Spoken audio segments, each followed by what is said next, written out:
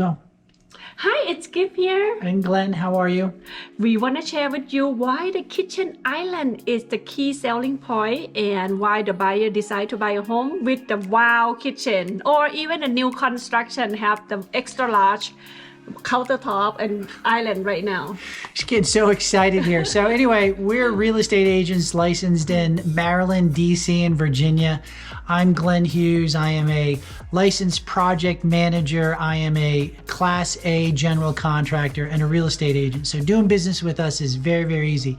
Today, what we want to do is we want to talk about all the details about kitchen islands and why that will increase your resale value. And if you're a buyer, what you need to look for when you're putting in a kitchen island. And if you're a seller, how to put a kitchen island in sooner than later. So this is going to be kind of in-depth, everything about a kitchen island. So why do people use kitchen islands, Gift? Oh my God, I love kitchen island because I like to cook. That's number one thing, right? So cooking is important. That's part of it. Absolutely. Yes, and I love entertainment, and I invite my friend over. Most of people that like to just hang out in the kitchen. So it's really a spot for the family primarily. So it's where you're going to have breakfast mainly. However, you want to make sure that there's enough diversity in your kitchen to where it could be a hangout place if you're making cocktails, having friends over for after work type of entertainment, or relatives over for the Sunday football game.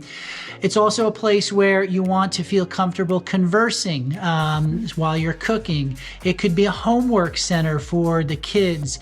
It could be a space for gift wrapping, right? So for, birthdays, anniversaries, and of course, obviously, last but not least, a dinner spot for families that's a little bit more casual.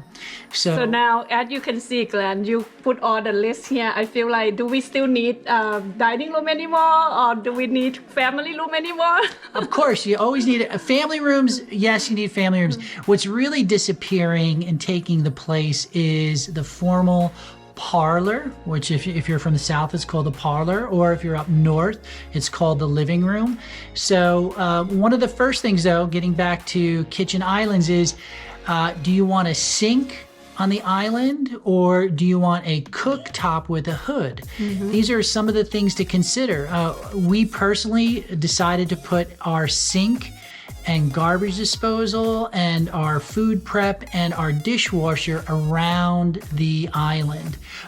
And also our microwave. We have a drawer microwave. Oh, I think it depends on the floor plan of the home, because space is important. Space, right? They create the space, the flow, and the feng shui, I would say, because most people stay in the kitchen. We want to make sure we have enough space for everyone to go to. So where's the number one spot to start when you're looking at designing your kitchen island? The first place is what they call the 48-inch rule.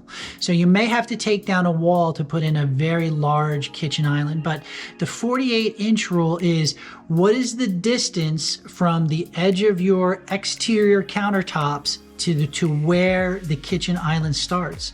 So if you have a kind of a shorter, narrower type of kitchen, you may have to blow out a wall, or a kitchen island is not going to work for you. So what you would do is you would use a T-island. The area that is kind of a larger space is where you can move your sink or cooktop to, and then you can have like a thin table, like a thin table, where you can set up chairs and you can serve right there in the main area. So what happens is now you're bringing everybody together in your kitchen. You always want to make sure that there's enough room for the refrigerator and all the other appliances that you want. For example, you may want a humidor for your cigars. You may want, what's the other one that you always wanted, Gift? The wine cellar. The wine rack, exactly. Wine rack or a wine refrigerator. So size is important, using the 48 rule. Placement and location, and then of course design. We've covered placement and location because if you're blowing out a wall or making extra room, now you know how to kind of different configurations.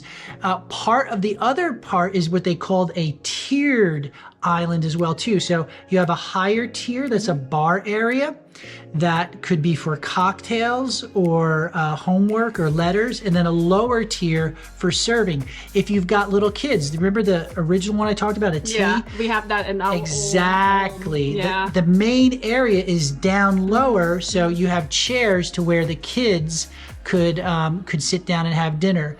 So you have to take into consider, the main, what are the functionality that you want on your kitchen island. Hi, I'm Glenn. Hi, I'm Gift. If you or someone you know is looking to buy, sell, or invest in real estate here in the DC area, we want to talk to you. Contact us, and we also are licensed in Maryland, DC, and Virginia. Would love to serve you. Call us at 703-707-0334, or you can visit us on the web at 23homes.com. What is your lifestyle? Appliances, such as, what are all the appliances? Let's start naming them all that they have to consider, Gift. Oh, the drawing, you mean like all the glass shelf, bowl? Could be glass shelves. Yep, exactly. Big stuff, like Yep. that. You have to take in consideration your cabinets, what cabinetry you have. But you could also put cabinetry underneath the island. That's You very could common. Put shelves underneath there. Right. Go ahead. And then also you have to have enough space for your sit down, right? Because not just because of the look, also functional. It's very important, because if you put the bar stool on, then you make sure that you're comfortable and the size is good. Most contractors know how to help you, guide you to the right process. However, if you are thinking about upgrade your kitchen island, we can also refer you to a bunch of our contractors. Correct. Yeah. So if you're taking notes right now, let's kind of just go through some of the different things. You want to consider size of the island, and of course the design. Is it going to be a tiered or just a flat island that's all one size? Placement and location. Do you have to move any walls?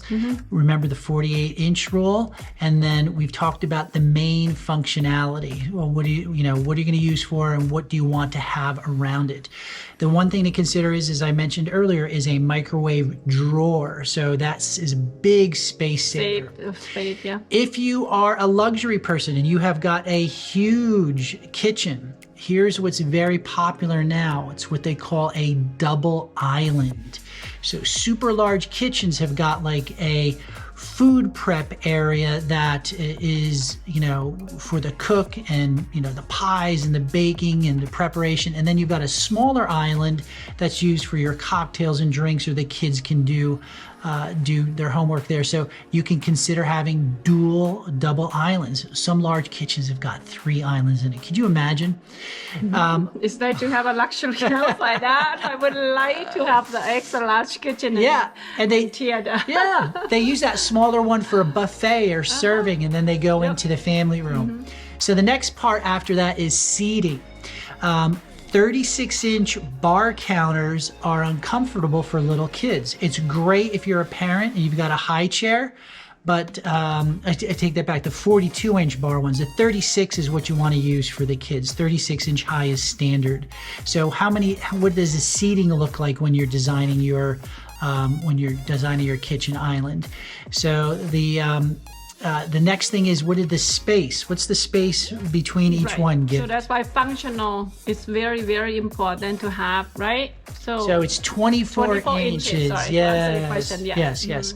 And then the last couple pieces are cabinet construction. Remember, if you've got deep drawers, that's used for your large pots, your blenders. The shallow drawers are used for towels and silverware. And then let's go through materials. What is the couple materials that you're familiar with, Gift? And I'll fill in the... the material of this, about the cabinet, or... No, not the cabinets, the countertops. The countertop. They're different type. Granite, quartz, or formica, or so many different things. Yep. So formica is your first stage. Above that is corian. Then above that is granite. And then the top of the line is quartz. And then you can get it designed with different types of edges. For example, Gift, what's the most popular edge right now? Do you remember? Is that round or the square? The waterfall. The waterfall, yes. So yes, what yeah. happens is that it's one big piece of granite, and then what they do is they cut off the edges at 45 degrees, and they basically fold it under. So when you look at it, it's all one piece. Yeah. Now the edging, you were talking about the edging. So there's bullnose edging, there's pencil edging, there's eased edging. Then the other part too is islands that's very important is permanent or removable islands. They're building islands now in a new home construction where they have underneath that you can store like a portable island that goes underneath the main island. I saw that too. Yep. Yeah, very, very. And the last one that Gift loves spending money on is The Gift. lighting. Yes, the You lighting. spend so much money on the kitchen and everything else. You want to make sure the lighting is go and the flow with what you upgraded. Right? Exactly. Yeah. You want complementary lighting. So you want a combination of, if you're ultra modern, clearly recessed lighting is the way to go. However, if you're using like a New York or a kind of a contemporary, you want a hanging type of chandelier that could also complement the rest of the kitchen. You know what, Glenn? Most important thing is we have to enjoy it and pick up your style. And in the same time, if you're thinking about long-term investment, make sure this is compromise with the buyer, because what is the trend look like? Is it easy to switch and change? I would say bright kitchen, a lot of lighting, it's really helpful to sell. And in the same time, like you mentioned, if you like chandelier, pick up your preferred chandelier, and then you can even take it off and replace with something else later on. Anyway, I hope you enjoy and get a lot of How do knowledge. they get in touch with us? Yeah, so contact us. It's 23home.com, our website. You can look at more detail about any other video that we have to provide you, or follow us at the YouTube. Like and subscribe. I will see you another video, or call us too if you like to. Thank you so Thanks. much. Bye now. Bye. Hi, I'm Glenn. Hi, I'm Gift. If you or someone you know is looking to buy, sell, or invest in real estate here in the DC area, we want to talk to you. Contact us, and we also are licensed in Maryland, DC, and Virginia. Would love to serve you. Call us at 703-707-0334, or you can visit us on the web at 23homes.com.